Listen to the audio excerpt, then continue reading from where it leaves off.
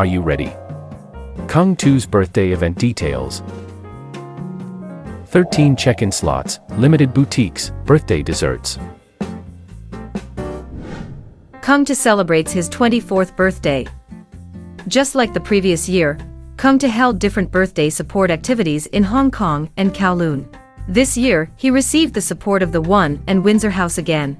The themed birthday celebration installation has a total of 13 check-in slots and limited boutiques, and Keung To's birthday desserts are on sale. Let's check out the details of the event. Keung To 430 Birthday Carnival. Keung To's birthday installation will be carnival-themed, with his favorite stage as the design center of gravity, coupled with the joyful elements of the garden party. The pop-up store transforms the carnival ticket office into a birthday boutique station, with neck pillow cushions, wireless chargers, cosmetic bags and other stationery and boutiques. After deducting costs, will donate to designated charities. Keung To 430 Sweet Cafe.